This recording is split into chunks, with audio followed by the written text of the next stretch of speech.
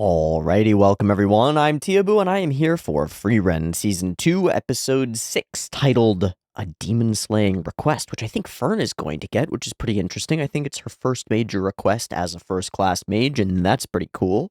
But I want to mention something about last week's episode first. Last week's episode has really grown on me over the course of the week. Something about the contrast between Milliard's lifelong pursuit of this particular liquor, only to be dejected and kind of despairing upon finding out that it's not that good, compared with, is his name Foss? Little fuzzy guys, finding the thing and getting to laugh it off and be with his friends. Something about it has really anchored itself deeper in my mind than I thought it would. Yeah? It felt like a really simple, straightforward story, but sometimes that's where these things are the most powerful, is that they're simple and a little bit under the surface, and they sort of worm their way into your brain and make you think differently. And that episode made me think a little bit about gratitude and coming out the other side of a journey and what you're hoping for when you're searching for something or pursuing it, and how those hopes often dissipate or aren't matched up by the thing that you actually find, and all the different ways that we act when we've discovered that the thing that we've been pursuing for so long is not exactly what we want. Sometimes people reshape their motivations and tell themselves a different story and tell themselves that this is actually what they were after the whole time, or they play pretend and act like the thing is great even when it's not, right? You could definitely see a version of this story where he drinks the liquor and makes a shit face to it, and then goes, haha, it's awesome. All this work was totally worth it. You know? But people actually act in all of those ways. So to single out these two types of actions, one being falling apart, just well, shit, it's all over. My whole life's work was useless. And the other being to sort of laugh it off and move on and share it with other people. Actually bear that shame outward a little bit, the failure, and make it public and make it something that other people can experience with you and sort of be a little bit of a network for you to fall back on and then rebound from, then move on with your life and go do something else, right? Because for Milliard, I can't help but feel like she reached that point and then got stuck there and never moved on past it. We have no indication that she's ever seen again or ever does anything else. It's as though she curled up and died by that riverside with her bottle of shitty liquor, you know? She made the joke about the stone tablet and stuff, but not in a way that she actually gets to benefit from. She doesn't get to sit by the stone tablet and watch people come and get tricked by it or anything like that. Her journey seems to literally end there.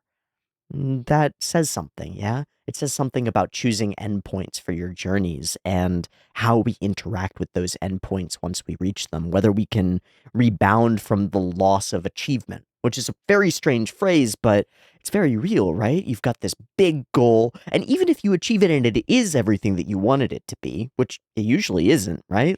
Our understanding, our premonitions about what things will actually feel like and be are very often not what they actually are. You ever get obsessed with something to purchase, right? And you spend hours, maybe this is just me, right? Maybe it's just me, but get obsessed with something to purchase and you're like, I got to spend hours and hours finding the best price to performance for a Bluetooth speaker. And I did this a while ago. I'm going to find them. I'm going to find it. And you go through it and you spend weeks building up this fervor within you. And it's it pulls you in. There's nothing else to do. It's important. It feels like you're making progress toward the thing. And then you finally make a decision and buy the speaker and it arrives and it plays music. And you're like, yep, that plays music. Now what do I do with my life? Huh. Huh. Hmm. There's a different way to approach those things. And even if the thing is great and everything that you want it to be, that whole journey, that whole buildup of I'm moving toward a thing disappears. And there's a loss inherent to that. So figuring out from the outset, preferably, how we are going to engage with our goals and engage with actually reaching our destination is a really interesting question. And I think one that has the power to pretty dramatically reshape the way that we experience loss and success and achievement and stuff. Because even the best achievements, it's like you walk off the edge of a cliff and there's nothing next, right? Unless you've got something else lined up or you're prepared to rebound and create a new goal or something. It's tough. It makes me a little bit more, although I don't need it, a little bit more convinced that process orientation is one of the better ways to approach things like this. For example, I keep bringing up this example because it's really simple, and I do it every time that I record. I do these drawings, right? And they're varying in quality and like achieving what I set out to do in each drawing, in creating something that I think is cool at the end of the thing. Like those are all the sort of goals in interwoven into it. But the overall goal is a process oriented one. It's to get better at doing the thing, to gain more experience at doing the thing. And in some ways, the goal is very literally to do a drawing, and then that checks off the box of the goal, right? I think that if I were to set myself up badly in context of the episode, I would do something like my goal is to draw one manga, right? And then I'm gonna take all the skills that I learn over the course of this thing, and in a year or whatever, I'm gonna publish a 5-page manga, right? And then I go over the edge of that cliff, and then there's nothing there. So how do I incorporate both, right? How do you incorporate both so that it's not just a process that doesn't go anywhere where you're just continuously doing the same thing every day, and that it's not a cliff that you can fall off of, but instead a continuous form of process that includes crossing certain thresholds and achieving certain goals. Maybe it's draw a manga every year.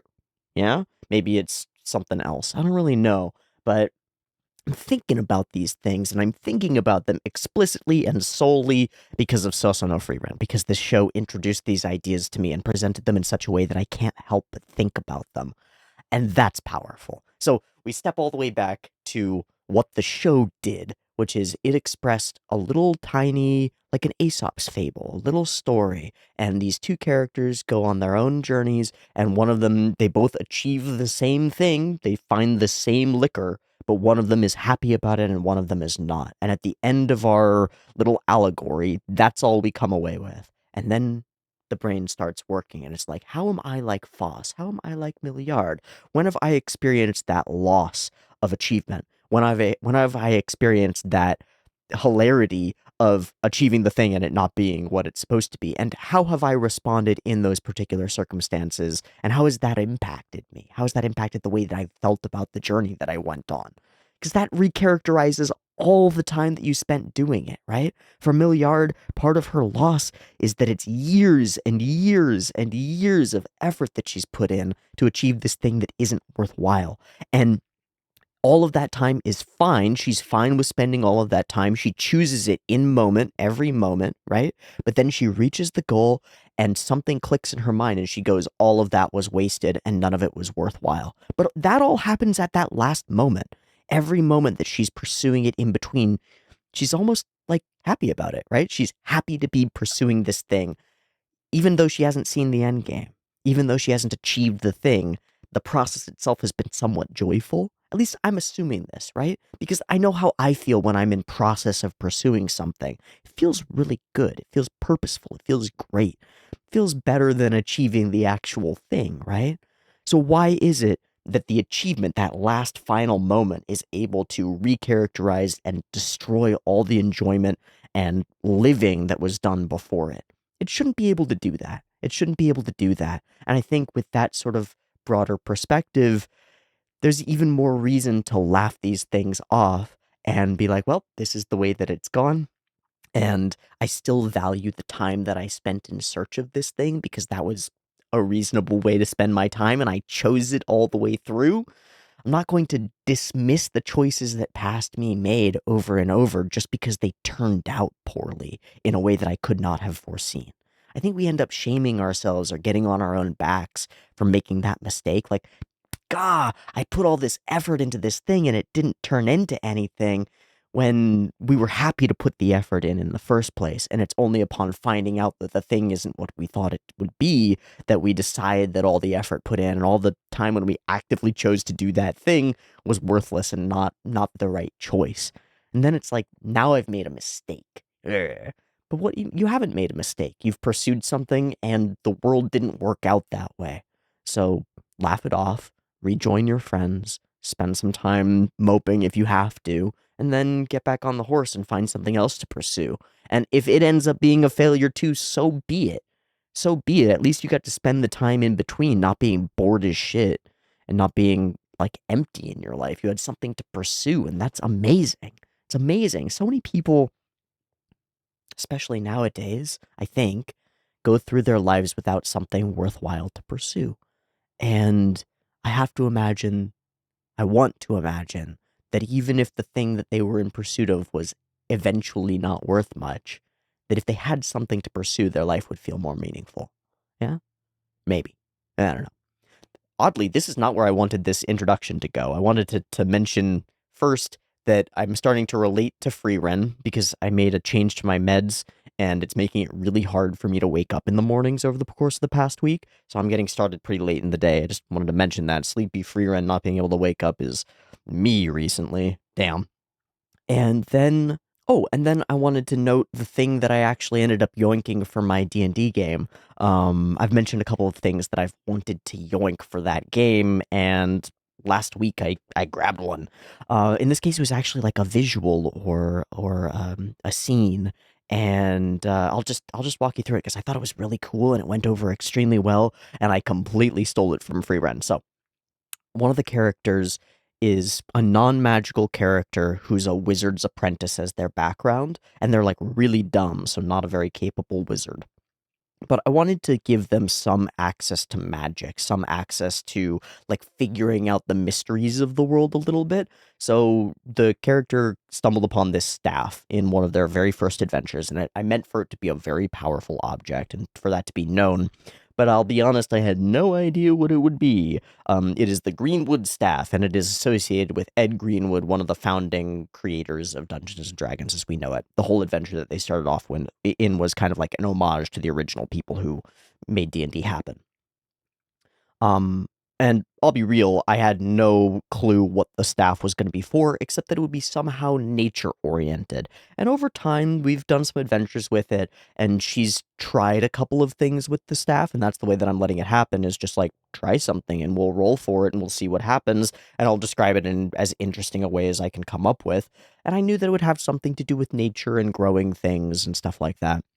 I've eventually settled on an idea where it's like almost like a battery that can pull in natural energy from trees and plants and things, preferably with the permission of those creatures. If you can talk to the creature and get it to give you permission, it's easy peasy. If you actually want to try to steal energy from creatures, you can do that too, but it requires some rolls and they might backlash or start attacking you or things like that, right?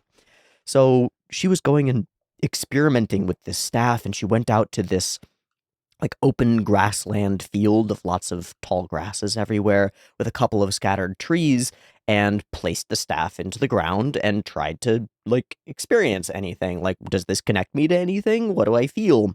And so I described the scene of all the silver clusters, the galaxies and stuff of this like chaotic galaxy, all these pinpricks of light like little stars across the landscape, all of them the individual blades of grass, the individual like root structures of these grass plants, all interconnected, all woven. And then amongst them, these like bright beacons of light that are the big trees that are integrated somewhat into this ecosystem. So I described this whole like eyes closed galactic vision of the landscape that gets fuzzier and fuzzier as it gets further away and just turns into like noise and unknowns after, 45 feet, 50 feet or so. But within this radius, you see all the stars of all these living spirits, all these living creatures, these little grass blades and things. It was a really cool scene. I had a roommate who has never played D&D who was like standing around just sort of observing, being really curious about the thing, and he like actually got awed, like had an experience of genuine awe at this scene that I described that I totally stole from Frieren. So thank you, Frieren, for making this scene something that I had in the back of my mind and could like visualize and connect to this scene that I was playing out in game, and for giving somebody an experience of awe. Yeah. Because I felt a little bit of that awe watching Frieren in the moment.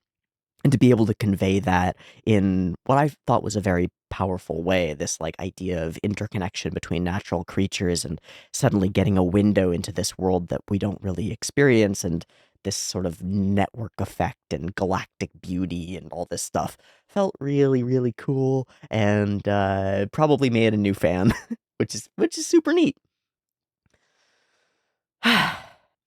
In this next episode, Fern is going to be approached with a demon slaying request of some kind, and it may not be the only one in the episode. I think from one of the lines that was at the end thing, it was like, Fern has also been assigned a demon slaying request, which makes me think that maybe Frieren got one and then Fern got one as well. Or maybe there's a different group here as well, different mage. I don't know.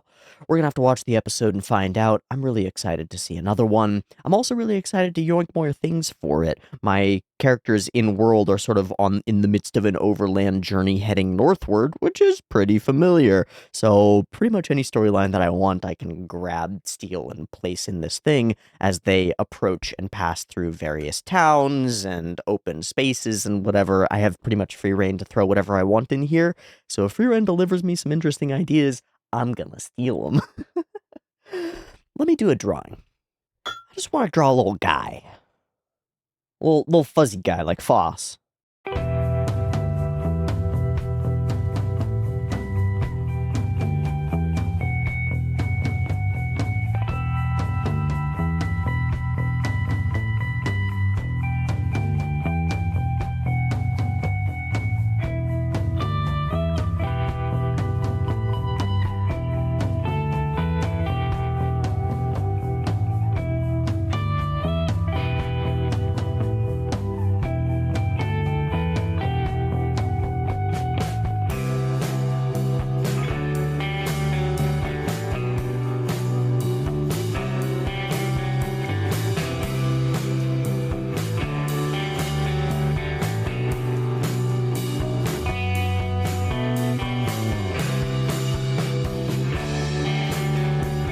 Yeah, he's a little guy.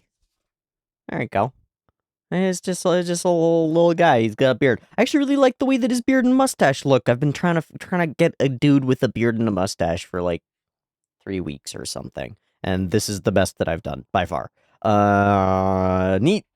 I just want a little guy.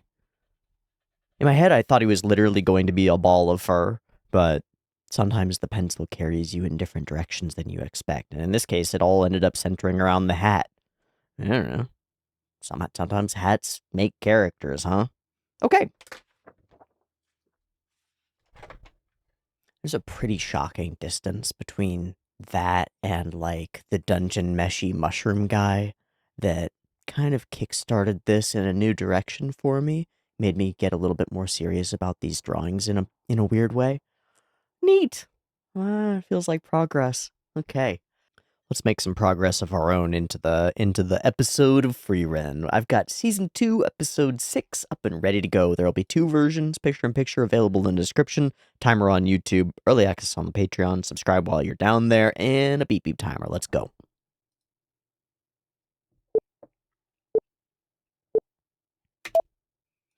Looks like a disaster. I'm assuming that this is a place we have not yet been.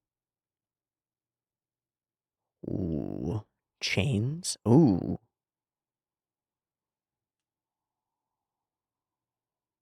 Okay, we are already very artistic compared to previous episodes of Frieren. Very much so. Oh god, the little kid just standing there.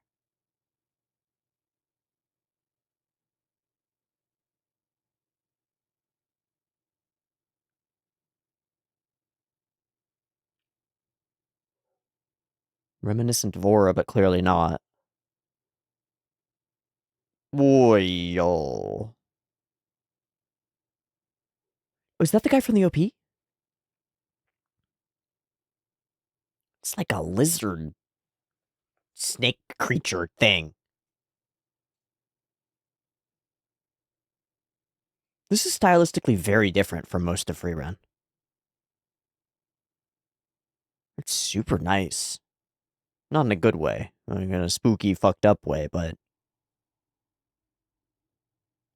little bit like the final scenes of Sword of the Stranger, which is a weird place to put it, but... oh, shit.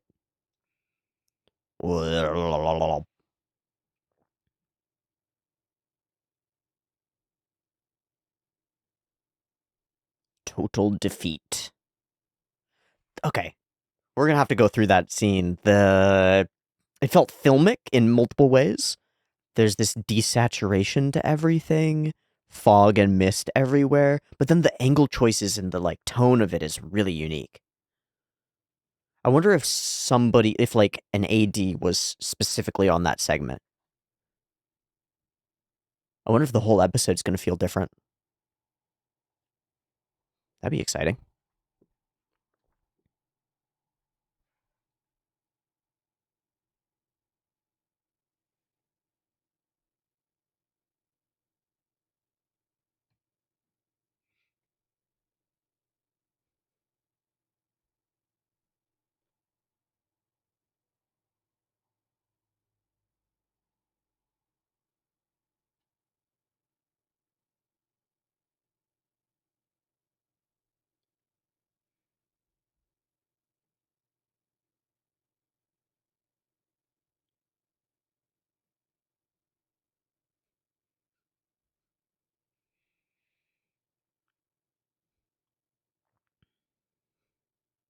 That guy.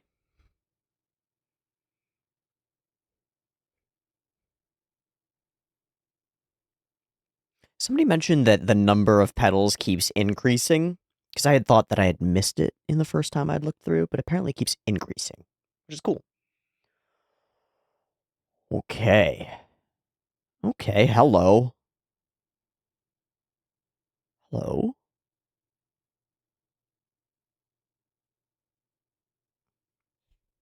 Hello? Are you a demon? You're a demon. We know how this goes.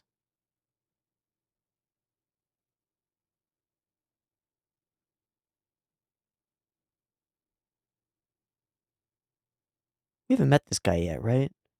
He just looks really familiar to me. Okay. Okay.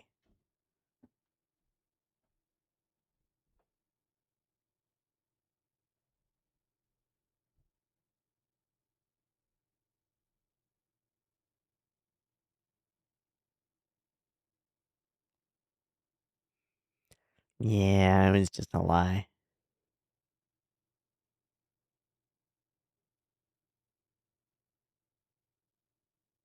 Okay, we've got an experienced demon killer. He knows what we know.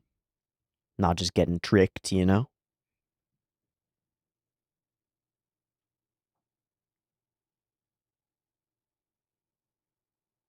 We have met this guy, haven't we? I do not remember him. I'm so sorry. Damn.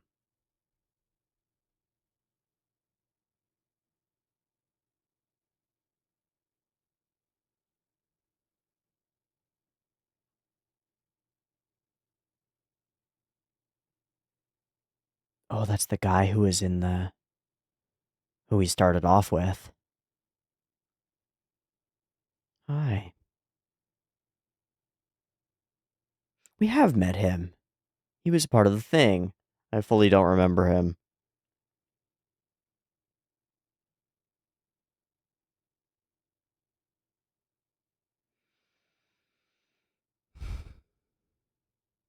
Not the ones that left. The other people?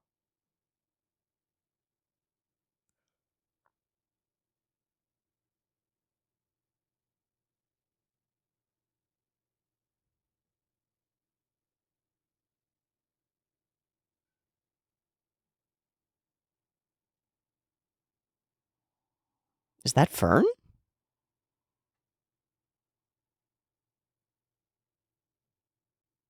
Or is he just lying? Telling half-truths. He's talking her through dying. And there he goes. Wow, he knew.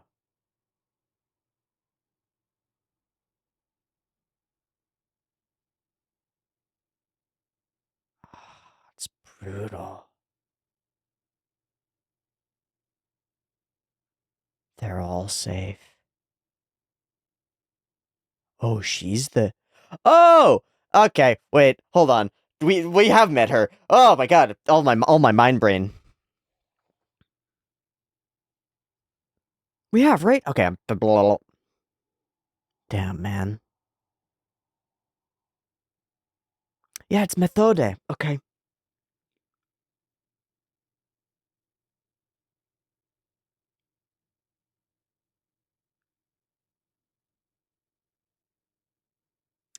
The contrast between the demon's lie and his is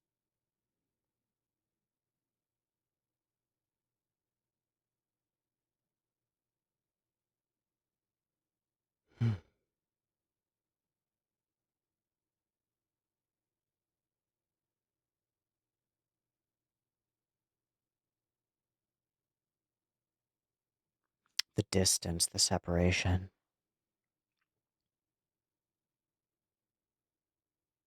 He's so level about all of this.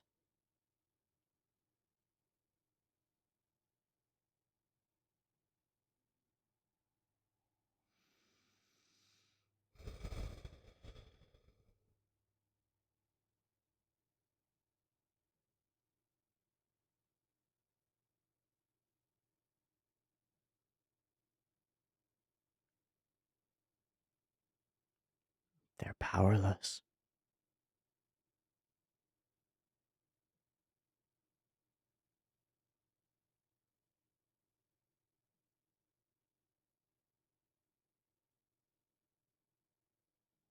Damn, that's cute. That hits hard. They made him really cute.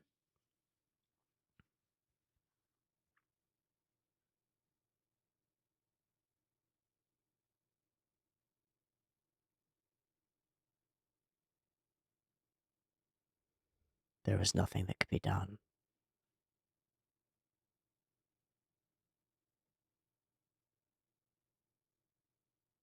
He doesn't respond.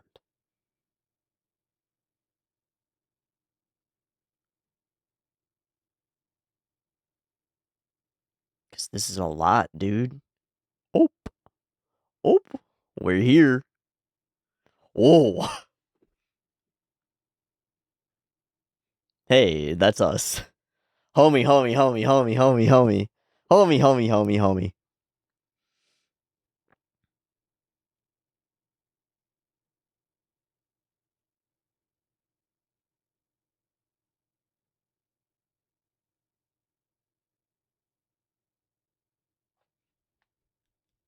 Hello. Hello. Oh, good to see you. Terrifying. A reunion. I feel so bad about not recognizing them. It's crazy. He was a prop. He's that fucking guy. Okay.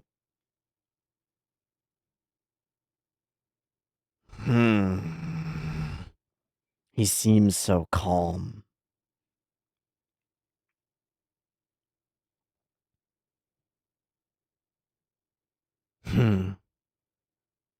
But he's carrying an immense amount of bloodlust, huh?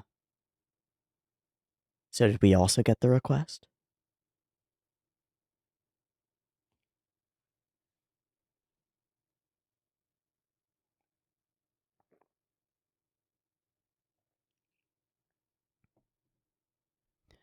Village destroyed.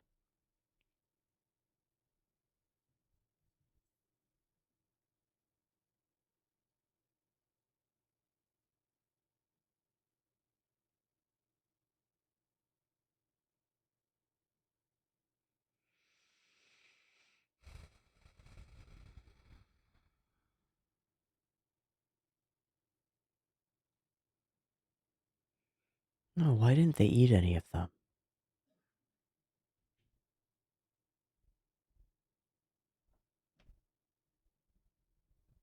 That is weird.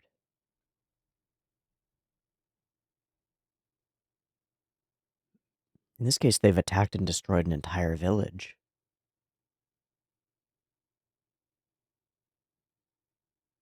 Did any of them leave?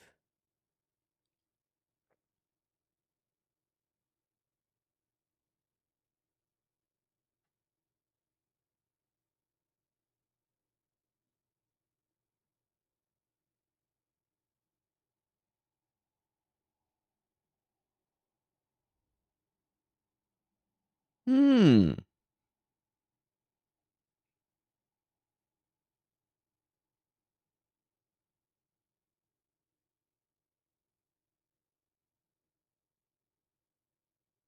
I was gonna say, that's a fair number for this little village.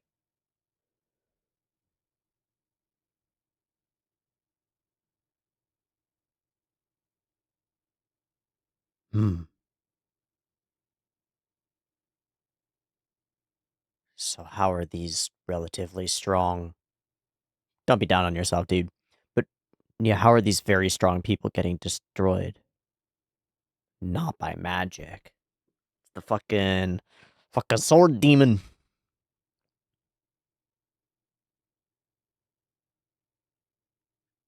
So there was somebody else here, and they've gone. Now it's a hunt.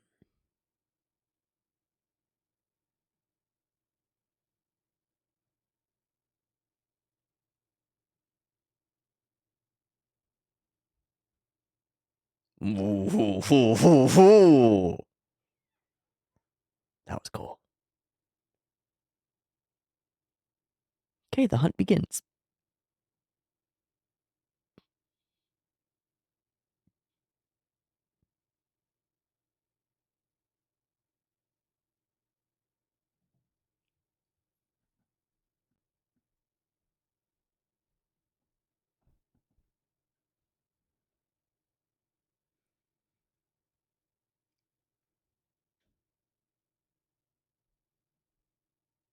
Mm-hmm.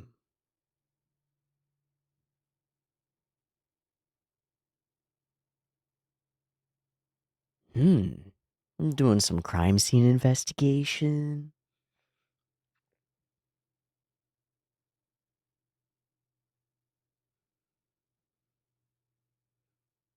Can they just fly circles, spiraling out? Just detect mana?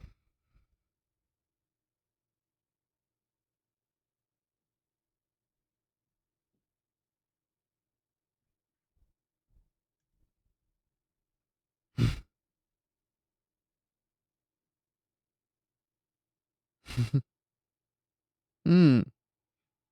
Mmm. Yummy.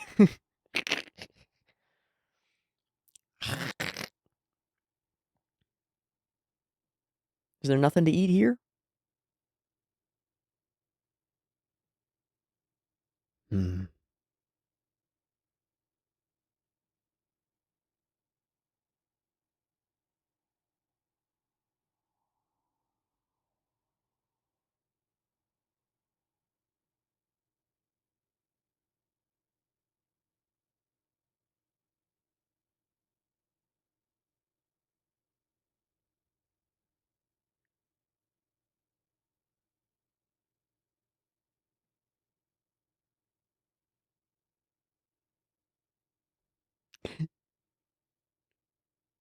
It's so loud.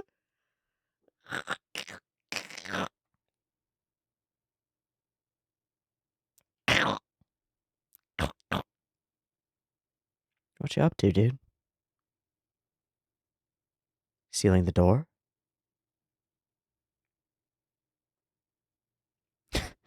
Rattles like rocks. Awful. Awful.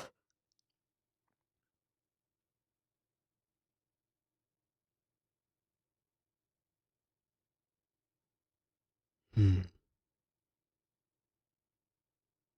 Hmm.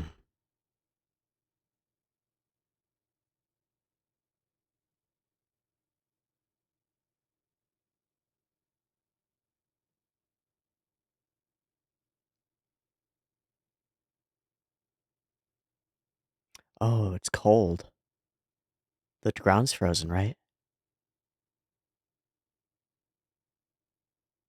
Oh.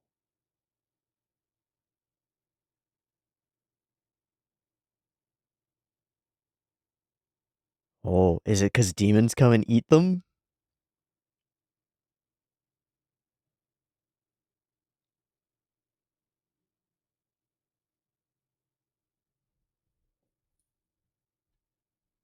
Hmm.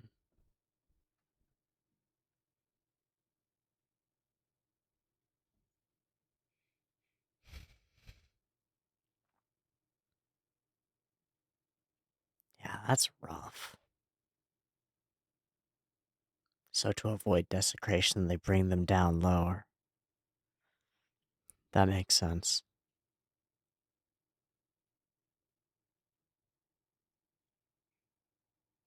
Yeah, for sure.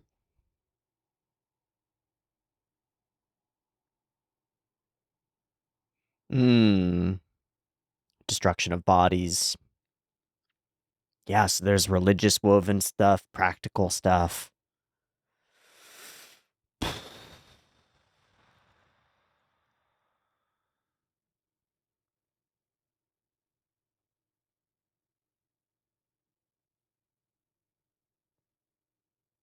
Whoa.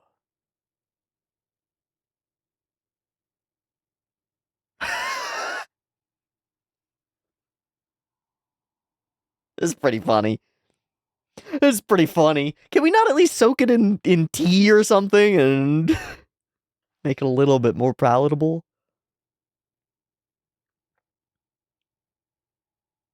I also didn't expect it and also didn't register that I knew you, so sorry.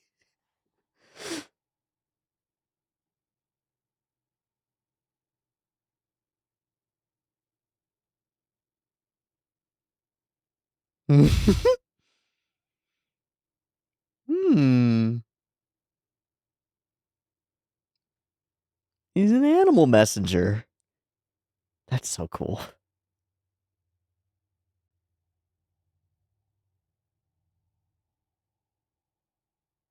Yeah, where are they headed?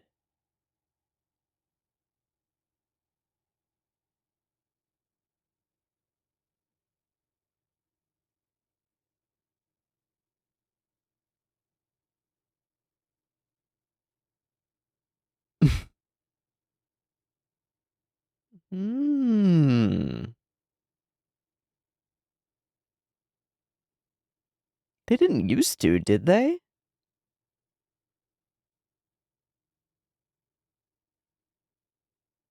Oh.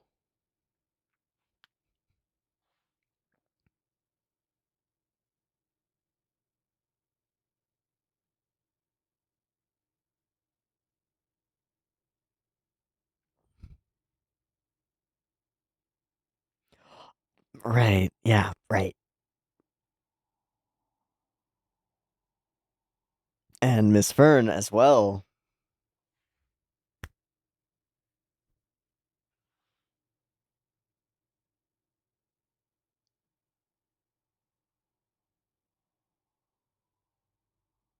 Hmm.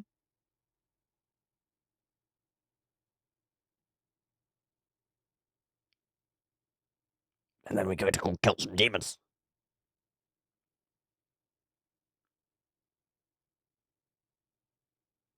2 swords.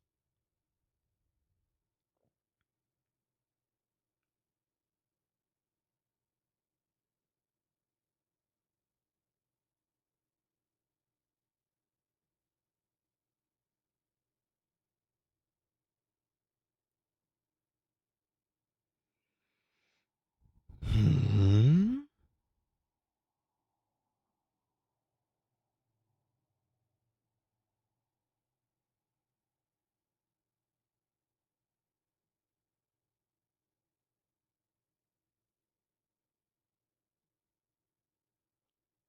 Okay. I don't know.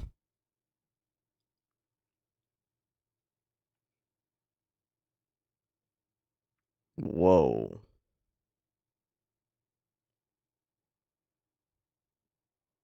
Big snake boy. So are they thinking 2 different demons with different swords? What are they thinking?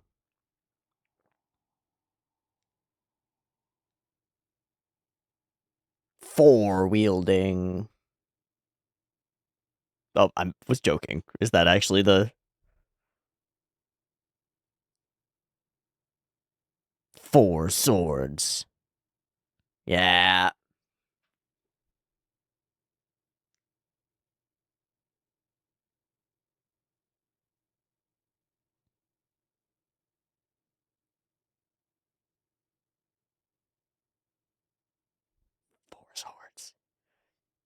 That's so sick. Bodyguardy, is that you?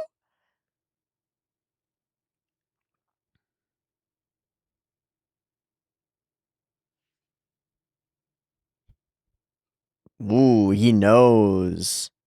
It's like a Naga or a Merilith or something. Ooh, and the special eyes. That's the whole episode? Holy shit, where did it go? I thought we were like halfway through, I swear to God.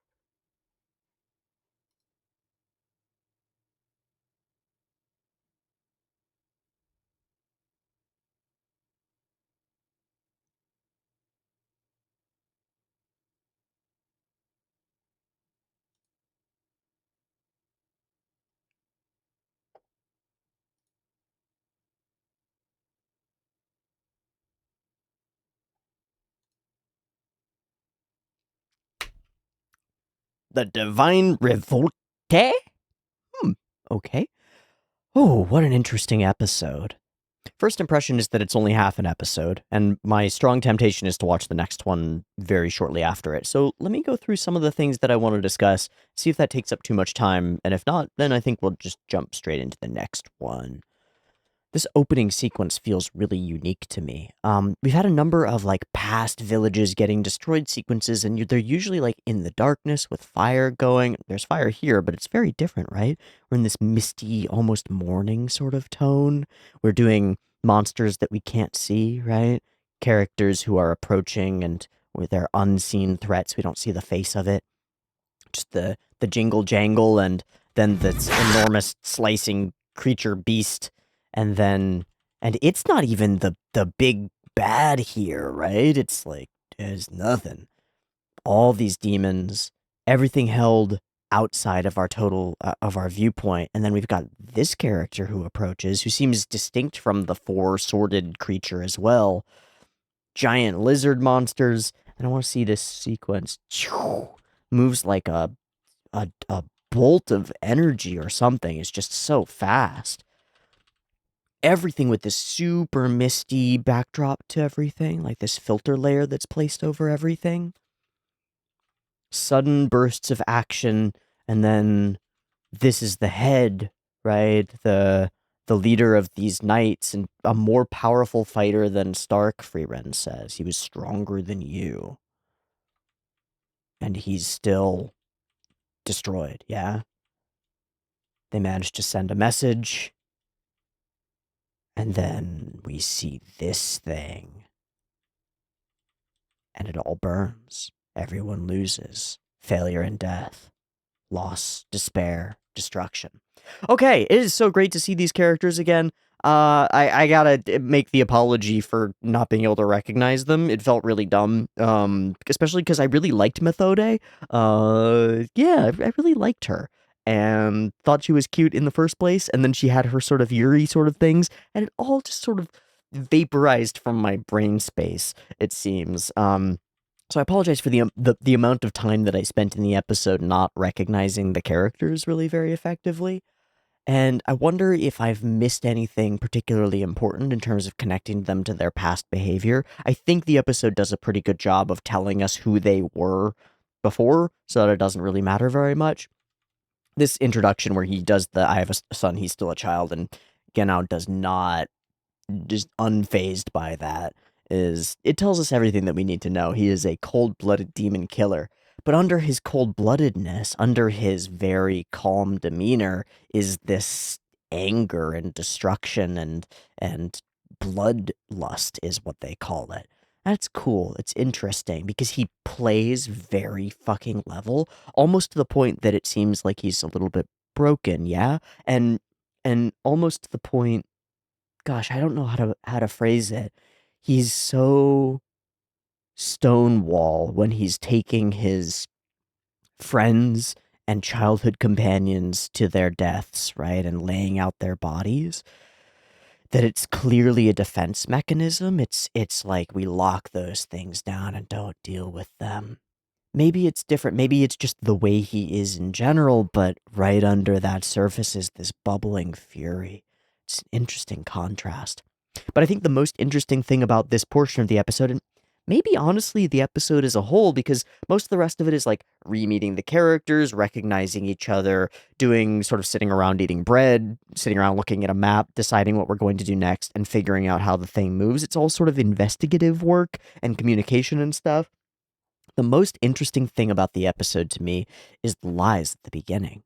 We start with this one, where this demon says, I have a son, he's still a child, please don't kill me.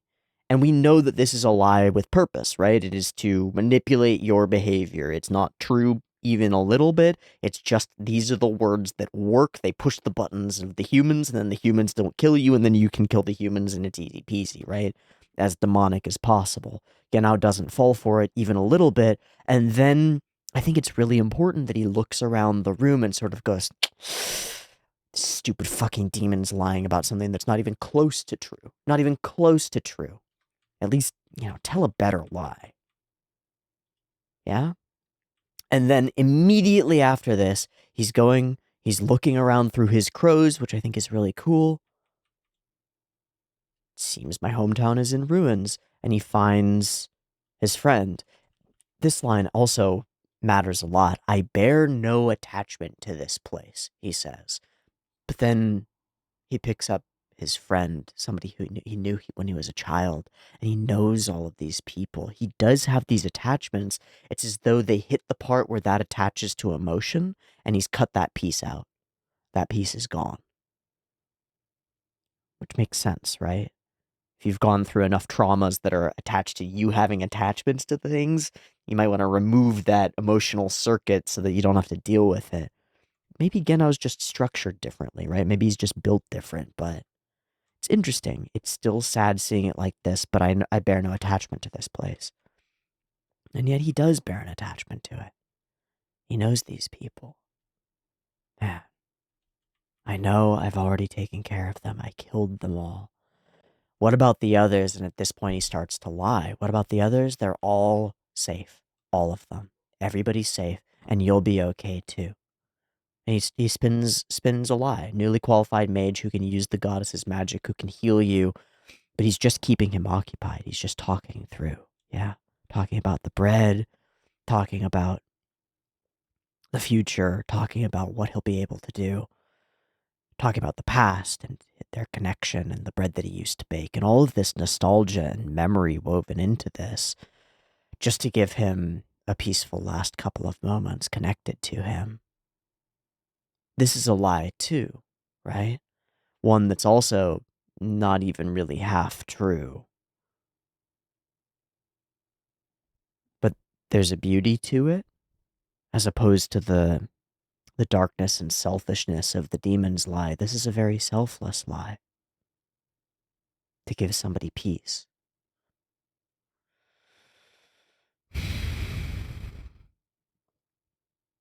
What are your words for? Yeah? What is your power for? Yeah?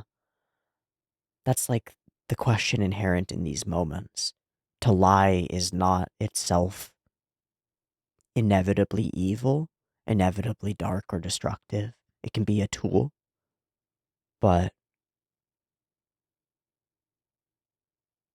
not when it's used the way that the demons are. It creates a distinction between this ability to use those words, those untrue words, as a mechanism of compassion, as a mode of connection, versus a mechanism of manipulated compassion, a mechanism of selfishness. It's interesting. Loaves like your old failures. And he's gone. Methode. Don't have to spare my feelings. He's already dead. The distance between them in this shot is very palpable to me. And the cold lack of emotion in Genau's voice. He was beyond saving when I found him. And he just talks through the stench and the... But he still clung on to me. Still reached out and clung on. It's as though Genau doesn't understand this. It's like, you're dying, man. Why would you reach out? What's the point? And yet he acts in accordance with it, right? He picks him up and he carries him and he talks him through his death.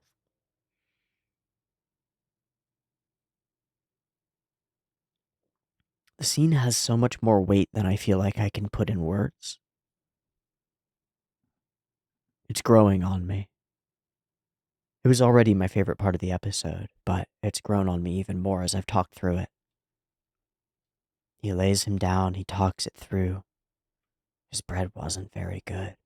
And then, again, with no emotion, but maybe the closest we get to it, his bread wasn't very good. And then that registers. I won't be able to eat it anymore. Right? It's like there's actually something lost there. But then there's this other justification in his mind. Everyone's together, so at least he won't be lonely. As though he believes that there's something going on even here after death. Human, almost like ritualism, yeah? Meaning making. Stark does it too when he prays over them, and Genau talks to him about it. There's a meaning making there.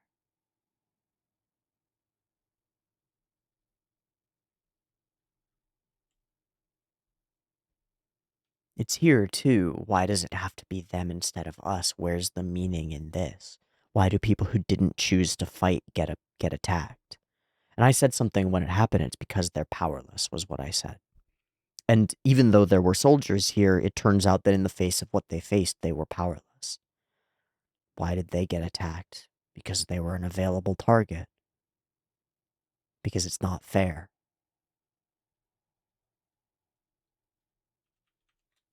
This cut is really cute. The little stumble. It's really cute.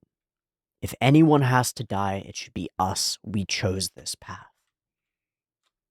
And there's, like, I think that there's a path toward ways of acting from that, right? Then I will act as much as possible to put myself in the line of fire instead of other people. So that if someone has to die, it's me before it's them, right? But this is a situation where the attack happened and we found it after the fact. What are you going to do? Scatter, put a first-class mage in every village? Don't have enough. Too many villages. And that probably wouldn't do it because it sucks. It sucks. It's the world.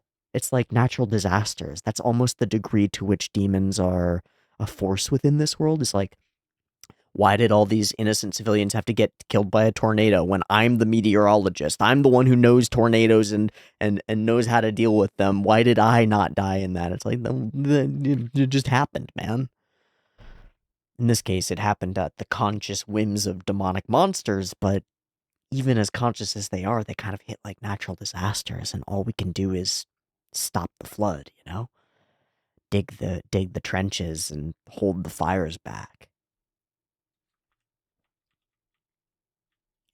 And that's what she says. It had already been destroyed. You're not responsible for what had happened.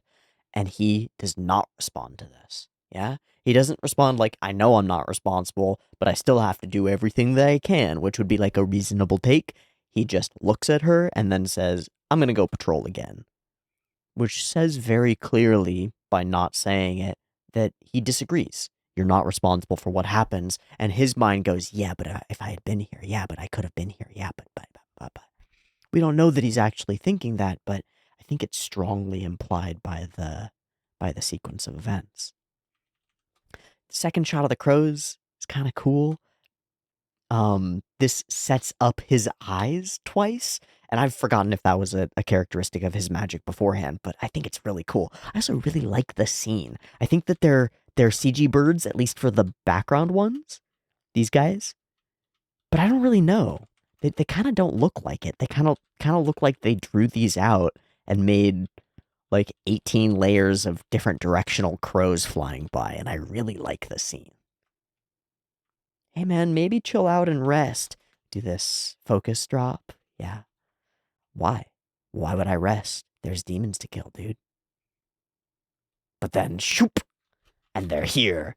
Hidden mages, spinning shots, and they're up in the corners. Methodic can see them. It's honing in. No, wait, hold on. They're probably.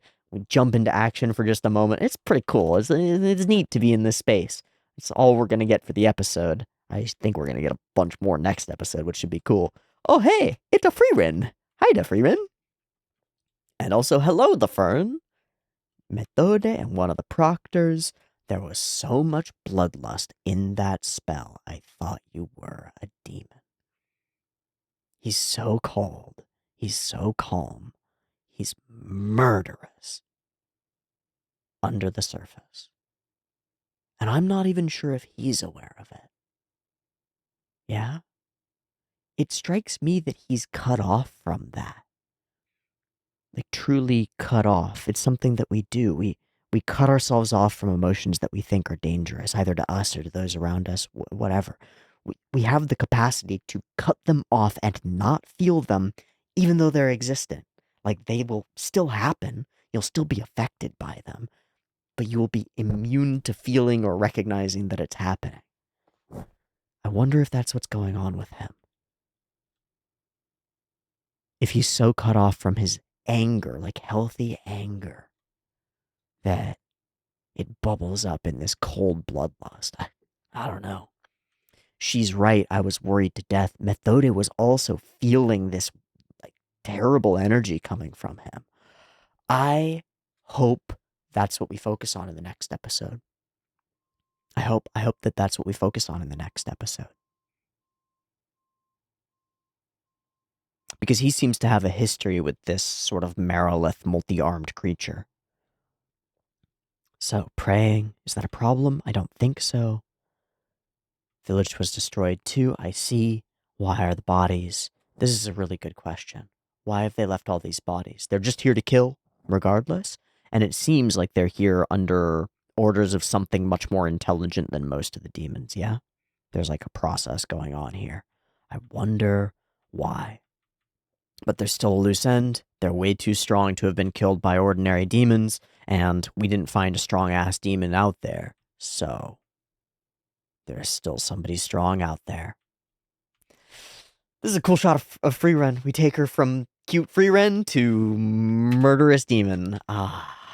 We did it in like, gosh, the prison cell with what's his face with the strings, and she just gets so intimidating, and he doesn't register at all. Man, she's scary.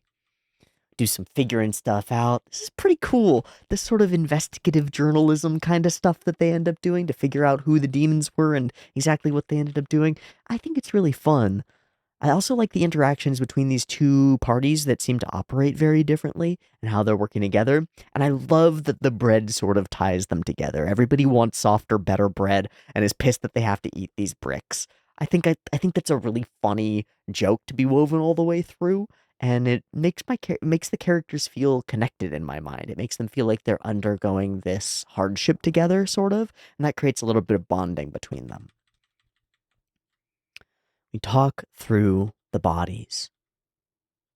Can't bury them.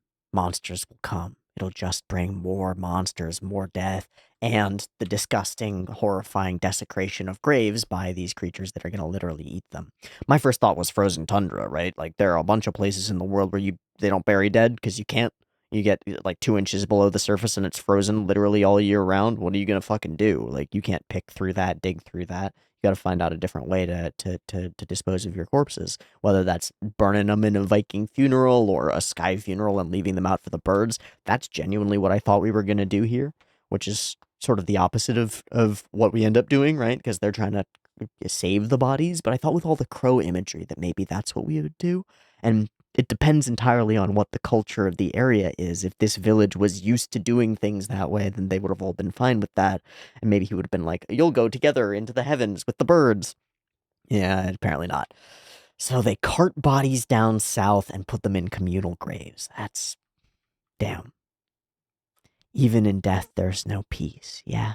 It's like, it reminds me of that village or single home that we came through, and we're like, these people should probably leave. Why do they choose to live up here with all of this struggle, right? It's cold. There are demon attacks all the time. Why live here? It's where we've always lived. It feels like that. It's like, why would these people live at the edge of the world like this, under such threat all the time? I don't know. Because they're people. It's what we do.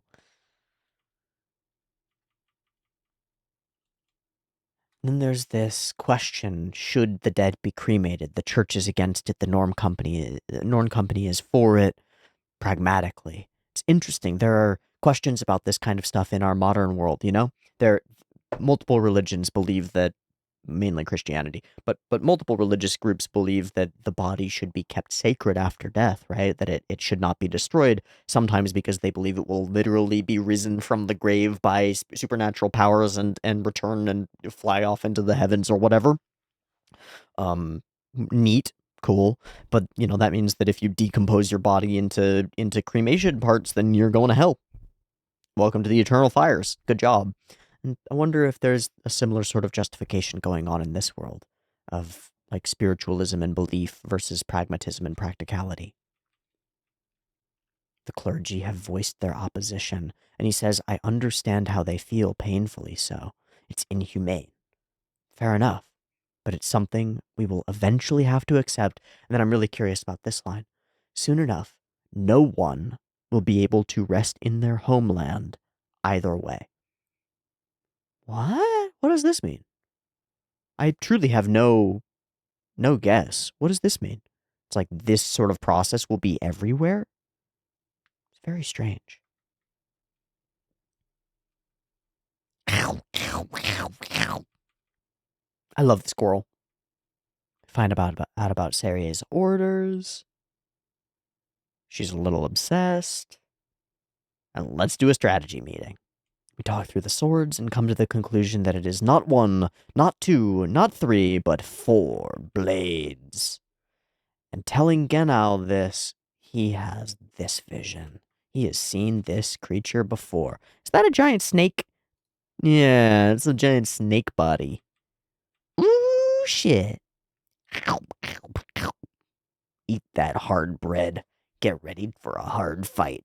I think we're going to have a hard fight. I think it's going to be a cool one. We've got a first class mage and Proctor, a first class mage Methode, Frieren, first class mage Fern, and Stark, all here to kill one demon. Yeah? I think we got this. I think we have this one on lock, but it should be pretty fucking exciting. So, I want to watch it. I want to watch it. I'm gonna watch it. Let's watch it. I've got it up and ready to go. This is episode 7. Beep beep timer.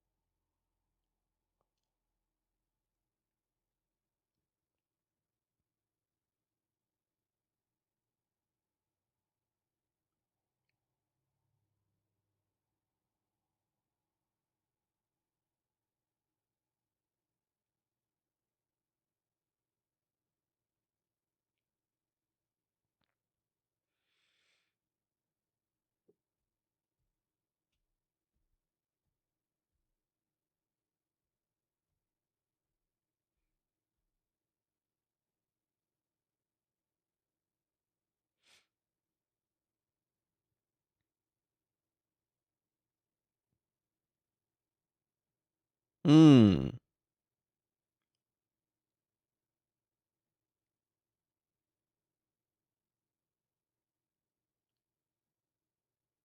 Perfect example of how not to act.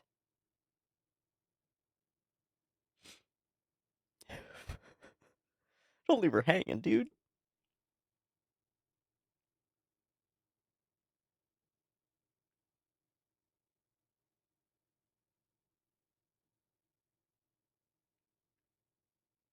I mean, I guess. Has to be ordered to do it. Ugh. Is he throwing away real bread? Oh, okay, so this is where that scene happened. We're gonna get more detail on it.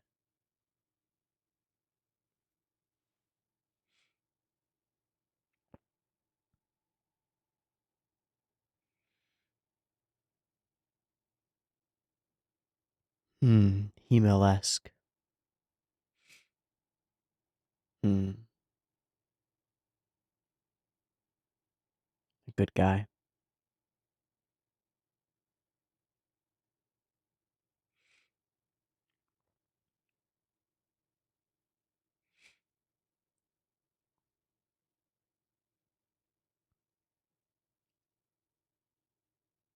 Hmm.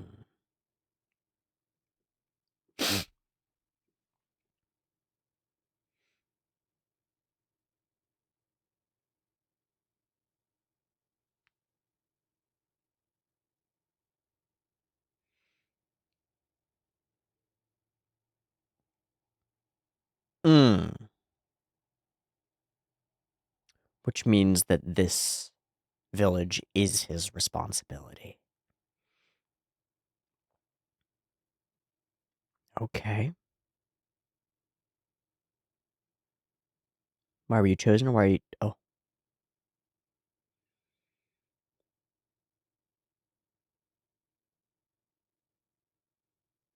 Hmm.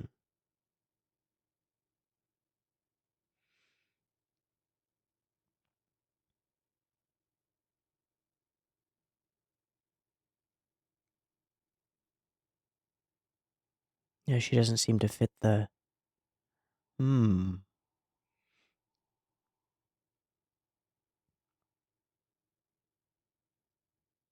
I'm not a decent person. There's the line. Interesting. We're really tying the past together with this now? With these fades and cuts?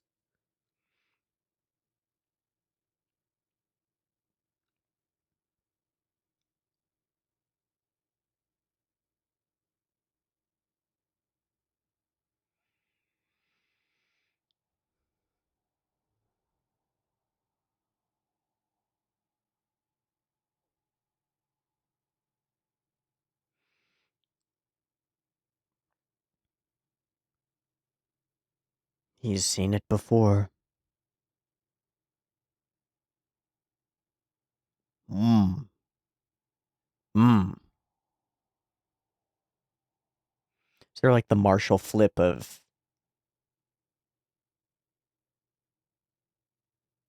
Whoa. Like warped by magic or something.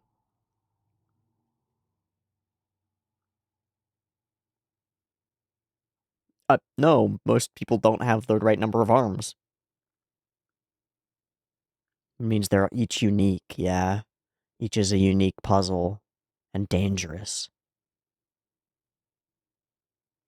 Oh, shit. Oh, shit. Oh. Oh, hello, tiny child.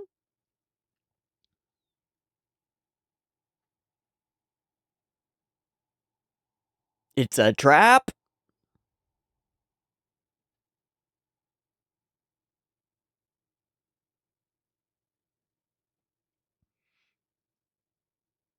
He's smart. The Divine Revolte. Where's the one who had the one sword? Oh, shit.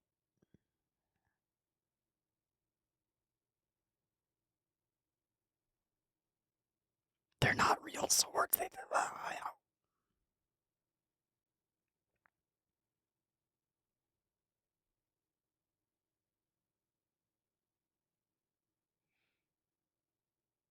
I want to know, what has he noticed?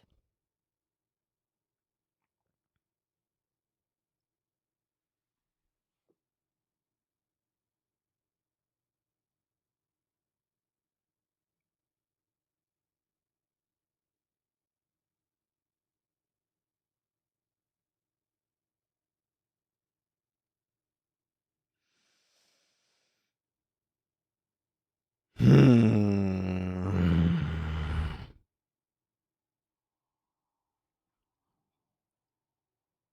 Yeah. Doesn't matter. It's just useful. She's cute. She's interesting.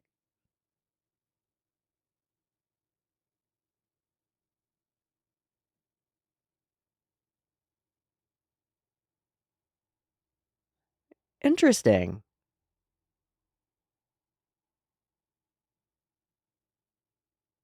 I like the generational difference here.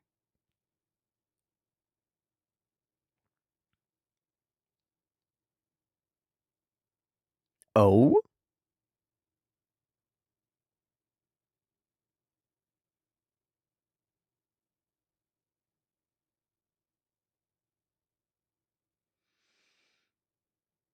The way he moves is crazy. Okay, so those are the 3 and 4. Does he know that he's about to end up face to face with the thing solo? Is he death wishing right now? Stark about to call him out? Oh, okay. Dude, he knows. What will you? Yeah, what will you do without a frontliner?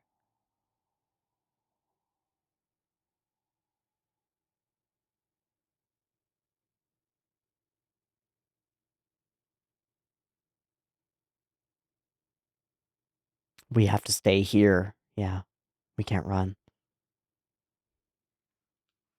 Wow.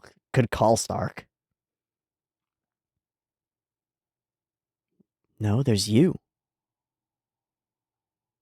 Hmm. No attachment to this place, my ass. We can at least communicate with the birds, right? Maybe?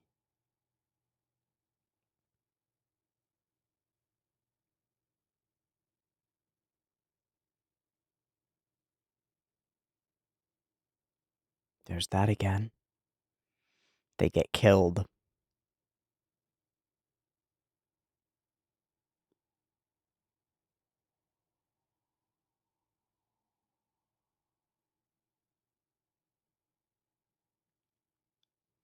He'll deny it of himself, though. Hmm. His shame.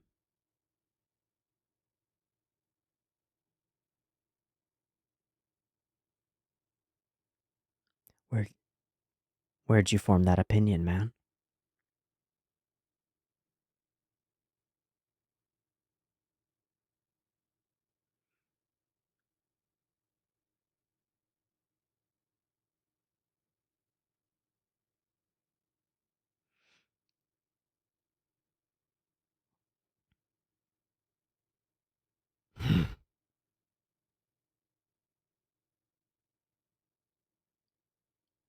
Again, this detachment.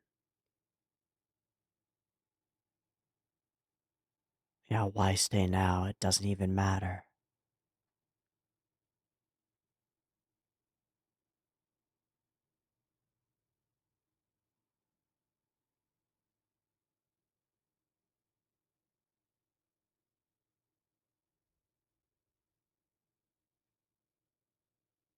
Hmm. Okay, I think we're gonna start doing a slow build, and then a big crash of boom boom. That's my expectation from our scene.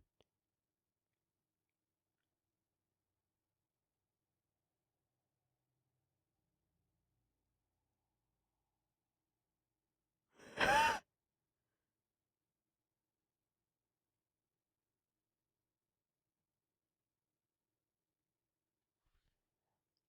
you feel it building?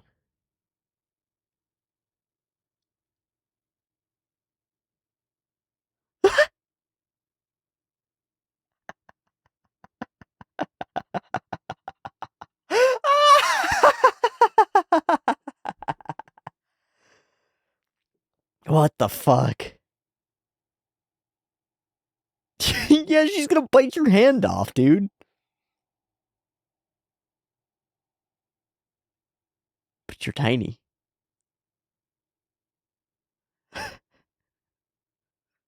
I was so completely wrong about it building up into danger.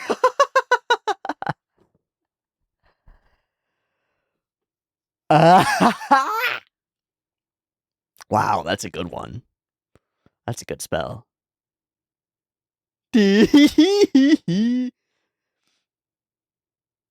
God.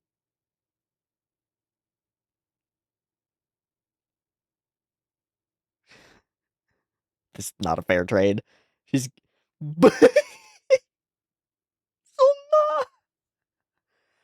This is insane.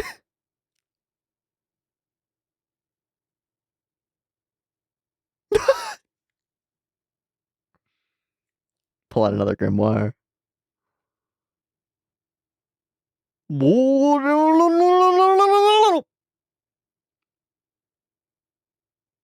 right, Fern, what are you feeling here?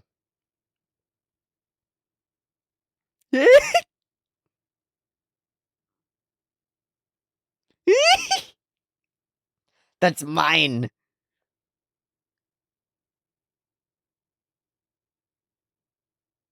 Vibes. Shit. Fuck. No time for jokes. We just got pinged.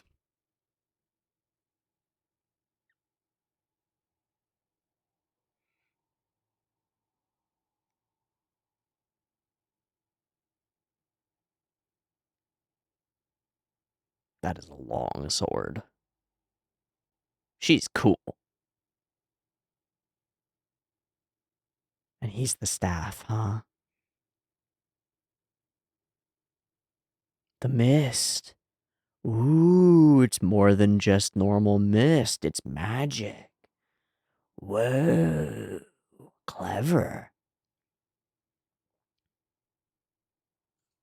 We're in it. Airstrikes.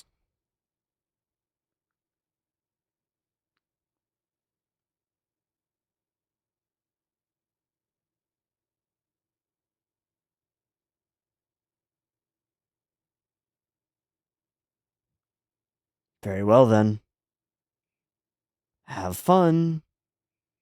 You're gonna try to solo Fern and Frieren, my guy? Was he just kind of going invisible?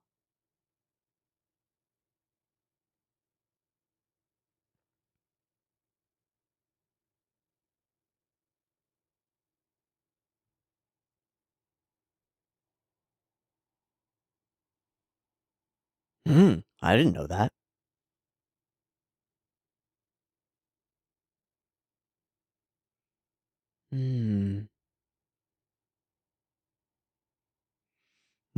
It's just an innate thing. Not something that they study. Whoa.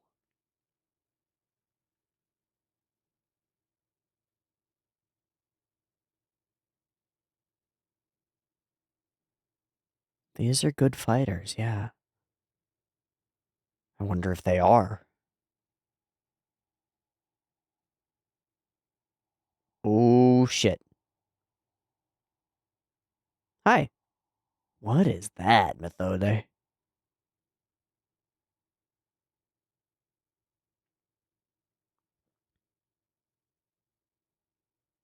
I don't want to step on your toes. What are you gonna do, Frieren?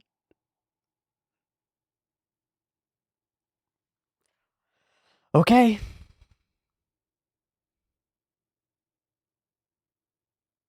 Okay, he did not go invisible. It's wind magic or something like it. He's like gathering the mana that he's put out there.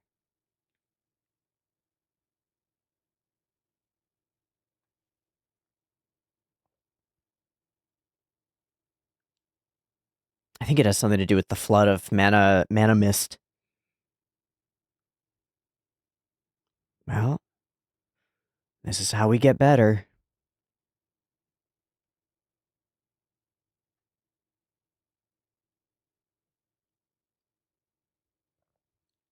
If you say so, Frieren. The fundamentals. Yeah, he's gathering up the mist. Whoa! My guy is fishing with what the we got fish. That's some bullshit.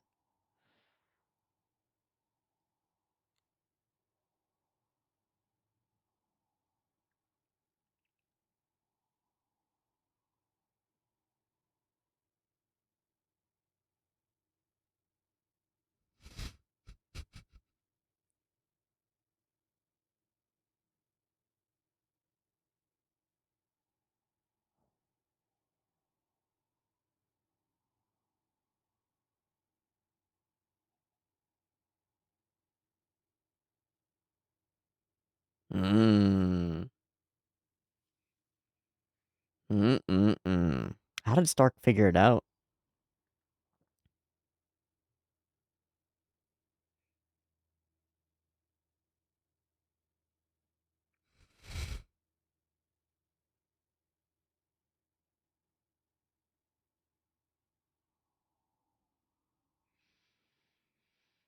Ooh.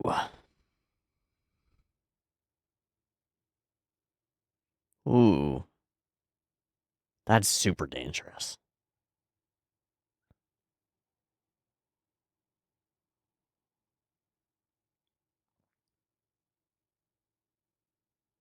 And you can't really disarm him. It's bad.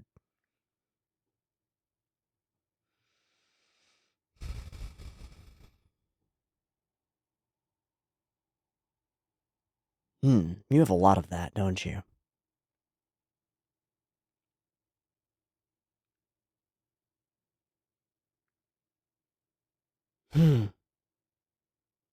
Like perfecting your magic. Oh, we lost one.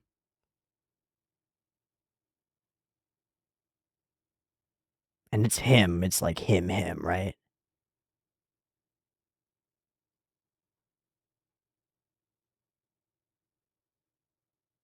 Oh, it's gonna burst through. Oh my god!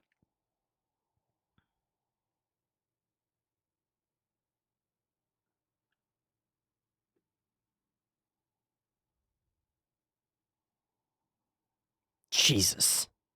Incredibly fast, incredibly strong. That's a problem. He's unfazed completely.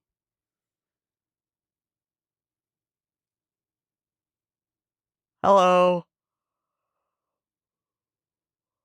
Where's the girl?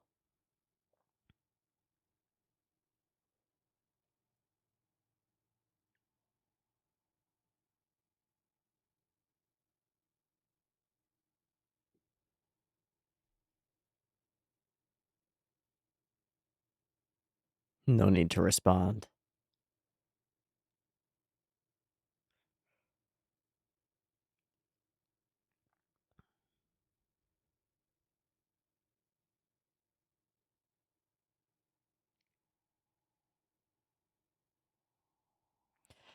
That's true. Crazy to hear from you. The thing we say to demons.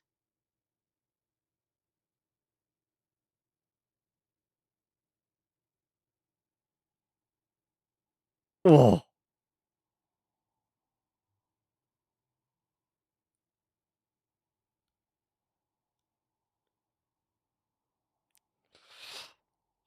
You can try. Yeah, but they're 4 swords! Wow, this is sweet.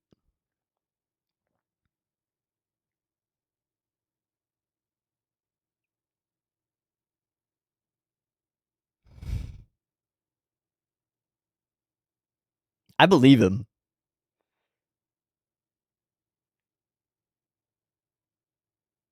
I'm really wondering if Genau is going to manifest a weapon made of magic. What just happened? Oh, he made it super heavy. Oh my gosh.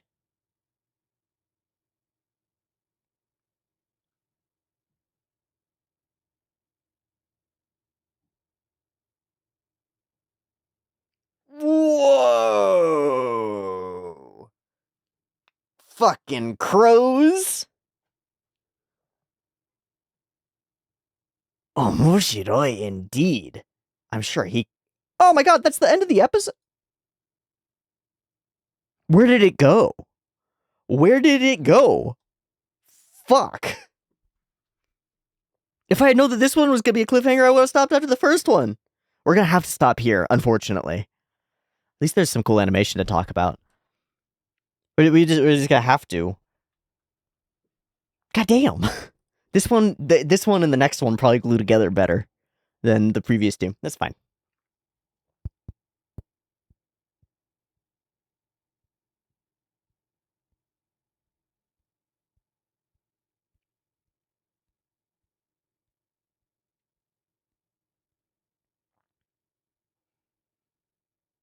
I'm glad he creates something. I'm glad he's incorporated some piece of that. I really thought it was going to be a weapon. Especially because of that thing he says where he's like, they're the pure accumulation of murder or something like that. It's like, that's distilled murderous intent. And that feels just right. But he's built something different. He's built wings. Which is really interesting because mages can fly, right? Like, you don't really need wings to do that. I wonder why he's done that. Also, what was the word that he used for them? He said Niello? Niello? I want to look that up. Okay, let's see the preview. It's going to be stuff about fighting. Bad matchup.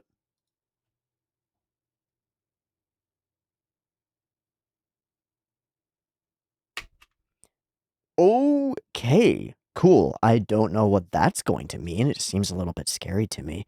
Indicates that maybe we'll lose Genau. I get this sense that he's killable. This is a weird way to put it, but there's like so much despair and confusion going on inside Genau's heart and mind. It's almost as though he wants to be dead. Yeah? Him staying with the bodies felt almost like a death wish, like he wants to face off against this monster and probably lose. And Stark has thrown a real wrinkle into that by staying behind, and I get the sense that Genau really didn't want protection here. He really wanted to 1v1 and win or lose. I'm scared for him. I'm scared for him a little bit. Okay, the first thing that I want to do is right near the end when he manifests the wings. This guy calls them yellow? What is that? Oh, a black mixture of sulfur, copper, sulfur, and lead used as a dark inlay. So it's like a dark metal. Okay, so maybe his wings are like more than just wings. Maybe if they're actually made of metal, he can use them as like total weapons and stuff. Maybe this is his full fucking technique, which is kind of awesome if that's the case. I mean, it's like extremely badass, right? It's one of the coolest abilities possible. If they are big Skarmory wings, big fucking metal wings, then he can like turn himself into a ball covered in metal, or he can shoot feathers and stuff, or he can use them as big slicing things, which actually means that we're probably going to get an incredibly cool Sakuga cut of 4 blades going and then 2 enormous wings and all their feathers going. I can imagine that being fucking awesome. So that's exciting. Cool. So we've placed Niello. Let's talk through the whole of the episode. This is a mixed bag. There's some cool action stuff that's very much worthwhile, and there's some thematic and interpersonal and internal personal stuff going on, especially with Genau. And then there are some interesting characterizations of demons. Ones that honestly raise a question. Is this young demon girl genuinely different from most? She seems very much interested in humans and their irrationality. I wonder if that's like the beginnings of change within demon kind. Our characters are very convinced that demons don't change, they just lie, right? They just pretend to, they just lie.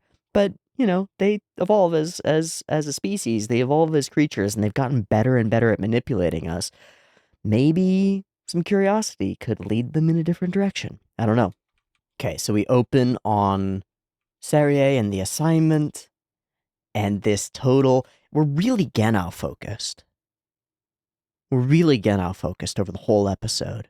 This characterizes him more than anything else, yeah? Yeah. Shit's dangerous, don't hold me back, and Seria has to command him to shake her hand. She seems really kind of done. Do you think you're a good person? Good people get dead. My previous partner was. He was really cool. He would try super hard. I never understood it. He didn't understand it. Didn't even seem to approve or like it, but also didn't seem to be actively disapproving, just sort of registered it.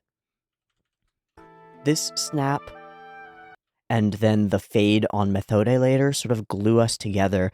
What they say to me is as though the episode says, these moments from the past are alive in the minds of our characters in the present. Their actions are being informed by these past moments, by these past conversations and speeches and stuff. That's what it reads as to me. He was a fool. He tried to save a child, and because of that, not only did he die, but we didn't kill the monster. And that means that the deaths at this village that we're at now are in some way his responsibility. And the thing that Methode said when he came in with the body, these aren't your fault. We couldn't have known. We couldn't have done anything about it. Inside his mind, he's going, yeah, but we could have killed that demon years ago and this wouldn't have happened. Probably the village still would have been attacked by another demon, another tornado, right? But you can see how it would anchor in him, how he would think that way. Because of that, we failed. I'd never do anything so stupid. So I'm waiting very much for Genau to be put into a position where he has to do something that stupid. I'm actually excited to see it. And there's this element to it. It's like, I'd never do something so stupid. I've proven it over and over. I've forsaken so many people. I've left people to die. I've failed. I've chosen not to save them, right? Her response is, why me? Why have I been assigned? He says he doesn't know, which is really interesting. The ones who get dispatched are usually the ones who have a fervor for battle, who want nothing more than to fight. So why wasn't it Yubel, this murderous character, right? Why did Serie send her? It's a good question. Is she trying to counterbalance him? Is she trying to protect him by, attaching him to people who are more compassionate and emotional to create more powerful duos and units? I don't know. Why you and not Yubel? No decent person likes fighting, and by extension, I'm not a decent person, so don't end up like me. And we fade through, and she's still observing him. Again, those conversations are alive now in the moment. 4 primary demons. The knight with 4 swords. Demon generals enhance their physical capabilities with powerful magic. I love this, right? Because we've had wizard demons, magician demons, and we've had sort of kind of fighter demons, but we've never had a magic fighter demon, yeah? Now we've got a magic fighter demon, and it's cool. It's a unique threat. Some were far stronger than Ison, and maybe even more importantly, they warp and twist their bodies into inhuman shapes, which makes each one a unique monster that's really hard to fight because you've never been able to experience practicing against anything like it. Damn. And we get to meet them. They're in the tower. Lord Revolte. Oh, the multi-hands. Ugh. This whole conversation does a great job of elevating his scariness. And introducing this little kid girl who is super excitable and really curious. Oh, I'm so curious, so curious. We can do it. Let's attack. No, let's split up. Man, this sucks. They're really intelligent. They're sucks. But he's figured out why they will split up, and he's left a trap for them. Getting to see the sword building is fucking cool. That's really cool. I've noticed something. They often protect their bodies. Why? We don't need to know. This is an interesting mirror to the way that we treat demons lying and the way that demons are, speaking. Something about it feels like a rhyme or an echo to me. We don't need to know. All we need to know is that it's useful. But she's a little different. She does want to know. I wonder if that's unique, right? Lots of these demons don't care at all. They use words truly as just a manipulative layer, not even to get information, really, for the most part. But she really wants the information. It's interesting. I wonder why. I'm so very, very curious. You're a strange one. They sometimes behave illogically and irrationally. I want to know why. Nothing more to it. It's just how they are. Interesting. We don't need to know why. There's an eccentric demon who studies humanity. Ooh, please tell me about them. I wonder if it's actually her. Like, if she's way more powerful than we know in this moment. That doesn't really make sense. I wonder if that eccentric demon who studies humanity is somebody that Frieren knows, or somebody important for the course of the story. I hope so. I think that would be really cool. Then it's a promise. Oh, but maybe he doesn't get the chance? I'm not sure. Stark stays. Incredible move. Incredible move. And I can't put my finger on it, but there's something in our shot reverse shot that makes them in opposition in this moment. Like, this is a standard shot reverse shot for the most part, but something about it reads as though what Stark is doing is against Genau's wishes. Yeah? Like he's stepping into Genau's space, and it's uncomfortable. He tries to get him to turn back and go with everybody else. I really think he's trying to die. But also, he's really fucking confident in his metal wing thing, yeah? You can't run away. All that's left here is the dead. Stark's answer is, and that's who you're staying to protect. If it's worth it to you, it's worth it to me. But my answer is, all that's left here is the dead and you, Genau. Genau doesn't even factor into his own math for what needs to be protected in this town, yeah? He doesn't matter at all. He's forsaken so many people. He's a bad person. Genau literally believes himself to be a bad person.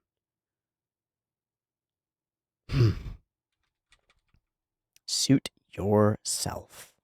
So we take off. We get crows. You are a good person. People like you don't live very long. Yeah, well, you seem like a good person. After all, you're staying here defending the bodies, defending the village. I wouldn't do that. I couldn't do that. Genau responds, he says, no, I'm not. The opposite of a good person. I've done whatever it took. Killed and forsaken many people. Maybe this is what I deserve. You get used to it after all. I don't feel even slightly sad. I wonder if that will change. Maybe not. Maybe he's too damaged. That's how he sees himself, at least. And then there comes this question. I only stayed because I thought I should. Where does that come from? Right? He says it as though he's saying, like, I'm not really doing a good thing. I'm just doing what I'm supposed to. Right? But does it matter? Does it matter what, like, the internal motivation is? And again, I think Genau is really deeply cut off from his real internal motivations. I think that if he were staying here out of something like compassion, he wouldn't be able to see it in himself. I don't know. I've forsaken so many in the past, so why stay now? Why protect now? It's as though I have an emotional attachment to this place, and I was rocked by the death of a child that I knew when I was a child. By the loss of a shitty baker. You know? What am I even doing? And Stark flashes back to this moment about the past and home. Looks over, and we end the scene there with nothing left, nothing else said. So we walk and talk, we do some head pats. It's extraordinarily cute and incredibly silly. And then the way that Fern gets a little bit jealous of it and starts pouting and pouting as we move along is crazy. But though it keeps escalating, I don't know how far she'd go. Very far. Very far. And then we get pinged, and we're off into combat. I love this character's, like, face wrap things with the gem and stuff and the necklace and things. I think she's so cool. He's neat too, but I think she's so freaking cool. Okay, Mana Fog Cloud directly into whooshing, flying, zooming. It's really cool. It's got such three-dimensionality to it with the sort of blocky smoke cloud. Creates space, and operates within that space. And then the way that the characters are a little bit stretched as they're moving really fast, they sort of stretch out, almost old Disney style or old Ghibli style. This is cool. We're in it. And we get a similar scene for Methode. It's really cool. I like it. The question about flying magic is really cool. We view it as a specific kind of magic, but they view it as just a natural part of being. Kind of cool. Boom. She's awesome. So this ends up just being a setup for a fight. And now we'll end up with fights on 3 fronts for the next episode. A battle of mages, Methode versus the swordswoman, and then Stark and Genau against the 4-sworded Revolte. Frieren is so consistently confident in Fern's capacity, but Fern is facing down things that she's never seen, yeah? Like the unexpected and the unknown. She's right on the edge of losing, but Frieren is continuously confident in her. It's an interesting dynamic. You can do it. You can do it, kid. It's all right. You can beat him. It's kind of very close to what I think is the ideal perspective of a parent encouraging their child toward difficult things. The kid gets scared, like, I don't know if I can do it. The parent's perspective should, in the ideal case, I think should be, you can do it, kid. I believe in you. You've got it. You've got it. Give it your best shot, and I believe it. I believe in you. And if it doesn't work out, I'm still gonna love you, and you can come right here, and we'll be fine. Of course, in a situation like this, if it doesn't work out, you're fucking dead. Yikes. But like, that's the right attitude when you're trying to teach somebody and encourage somebody. It's like, I'm not sure I can do it. I believe in you. You can do it. Go for it. Gambate. Love, it's such a simple thing, but there's like there's a technique here. There's a math to it. There's a logic to his attacks, right? He's gathering the mana that he put out into the air for this fog and using it to create bursts of attack. Do I know how or what they are exactly? No, but they're fucking cool, and I get to see it happen in the world. It makes sense. There's some logic to it, and I like that. Stark, when'd you get so good at fishing? What the hell? Watch us go back and be with the girls, and he's only able to catch little tiny fish again. That would be really funny. That would be really, really funny. You know him, right? Yeah, he killed my partner. He talks through the sword knowledge. Really, this is information that he should have shared with everybody, right? Because, like, we did all this to figure out all this stuff about this demon, and he's got really important information for its fighting style. Oh well. Items that shouldn't exist. In particular, weapons made from magic are the embodiment of murderous intent. It was at this moment that I believed that Genau was going to create something out of magic. Yeah? Because he understands it all too well. It's so interesting because Genau does not outwardly convey murderous intent. He conveys blankness, emptiness, right? Like true Zen. But on the inside, and we get it in the previous episode when Frieren mentions how much bloodlust was in his attack, it flows out through him. It's like a pervasive aura under the surface. And I think that's, in a way, right on. When we suppress something within ourselves, it spills out. Like, we are bad at that. We are very bad at suppressing elements of ourselves. We can incorporate them, we can integrate them, we can make peace and make deals with ourselves, with our internal, like, portions of ourselves. We can allow energy like that to dissipate. We can expend it, but to suppress it, to crush it down, it's like matter that can't be created or destroyed. You crush down on it, and it squeezes out in different ways. It compacts and condenses and becomes maybe even more dangerous, in part because it's hidden, because it's under that surface. And it's like dripping from Genau all the time. It's like danger, danger, danger. He never turns and, like, expends it in the wrong way. He never turns on one of his allies and attacks them, or turns on somebody and has an outburst of outrage. And that almost makes it even scarier because it keeps getting tamped down. You're like, when's it gonna burst, man? He feels like he's a balloon ready to pop, filled with rage. And it's cold rage too, right? It's like cooled down and solidified down into a weapon almost. They kill many people, far more than necessary, as if to test them. Question, has he done the same with demons? Gone and killed far more than necessary in order to test his wings? I don't know. And then they're here. He's here. He's moving fast. This, like, hone in on the thing. I swear I thought it was all gonna burst outward, right? And then we glance, and then he's there. Boom. Okay, there are multiple really neat cuts. That's so fun. And just turn it into Long Cat. Oh, and then woof.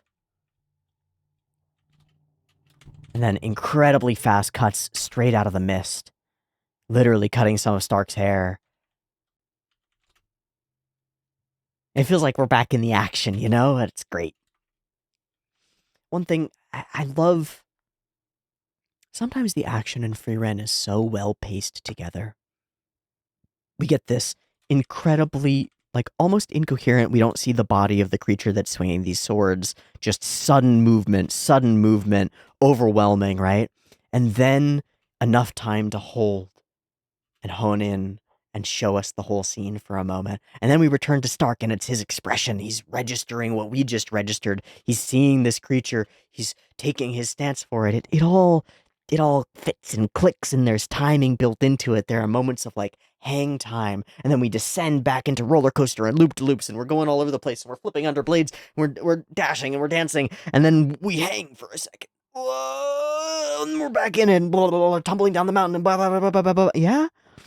There's a very cool pace to it that's almost musical, right? That like takes a couple of bars and jumps into double time, and then takes a moment to lift out of it, and everything stops for a second, and then launches back into it again.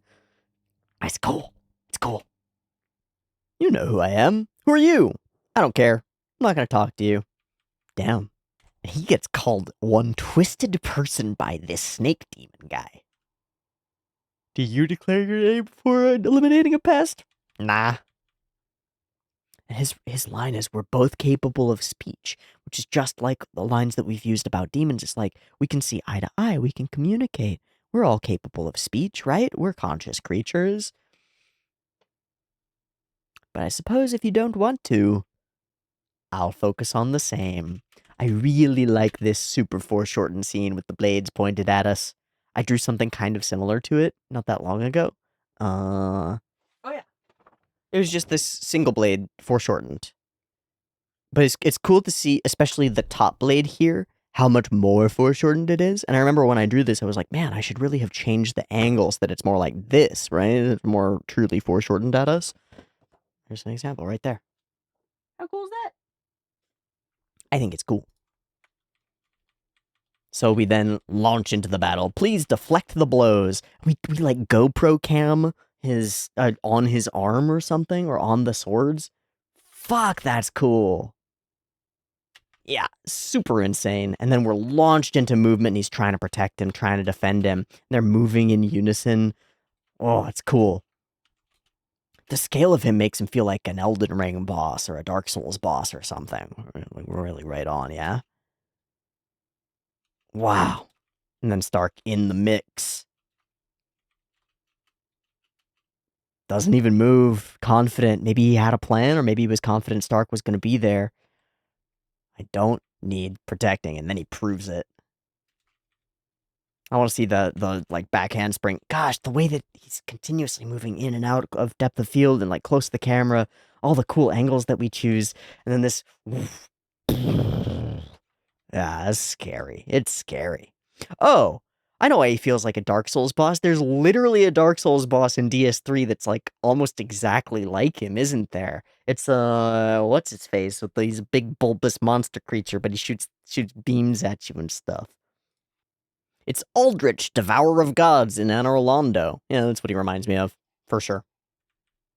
You're not the only one who's got cool wing things. Okay, I want to see this scene. Boom.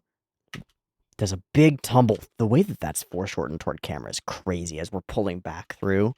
Slides across stuff. Runs up.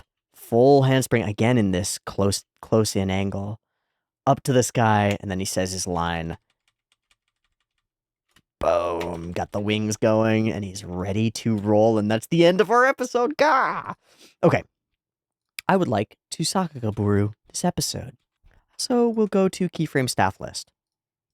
So last episode was animation directed and storyboarded by Daiki Harashina. This is episode 6, and episode directed by Nobuhiro Muto, CAD'd by Keisuke Kojima, and script by Tomohiro Suzuki. Okay. And then this episode that we just watched, script by Tomohiro Suzuki, it's Daiki Harashina and Keiichiro Saito. Very familiar. With episode director Aimi Yamauchi and CAD Keisuke Kojima once more, with animation director Shinichi Yoshikawa and action animation director, same as storyboarder for the last 2 episodes, Daiki Harashina.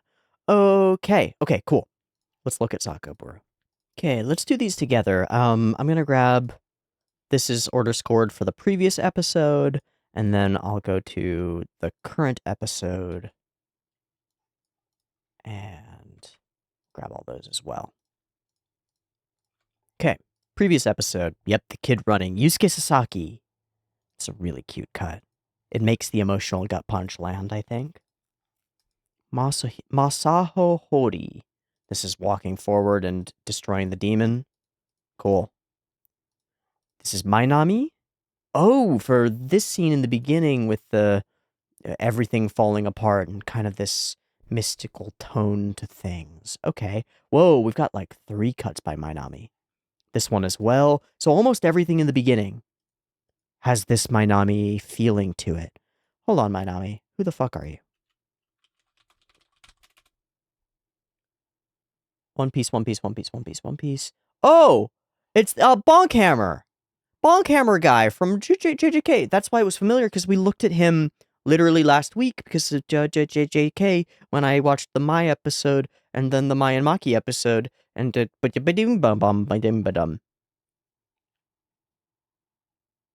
he had some cuts in Osama ranking as well. Okay. Cool. Got Danny Cho. This is when everybody bursts in. When we start to throw magic. Yeah, there's some really dynamic movements here around Genao as he prepares this blast and then brings it up to his face. Like, the amount of ground that we cover around his body is kind of amazing. Yeah? Kind of amazing. Okay, Mainami again. This tone in the beginning. Oh, and yeah! Wow. Cool. Ekai Nagao for the beams hitting from the sky. Awesome. Cool effects. This is also Nagao for his approach. Looks like he's taking care of this whole set of sequences. This is unknown but badass. Especially with the swinging blades. Whoosh. Oh, that's cool. Oh, it's cool. Oh, this is flying around and stuff. Toshiyuki Sato. Okay. And Mayuko Kamitori. First couple seconds are Sato. 3.6 to the end are Kamitori. So this moving through space is Sato. And then we believe that the rest is Kamitori. Okay, cool. Also Kamitori. This is that big foreshorten. And then the rapid swinging. Yep. Yeah, the whole thing. Wow, really? All of this is one animator? With his tumbles and stuff as well? That's awesome. And finally, Hiroki Uchiyama. This is the other big flying sequence as we move through space. I would have actually clocked this as being the same as the one back here as this, but they are distinct. They are very different. If we look at the way that the actual backgrounds look,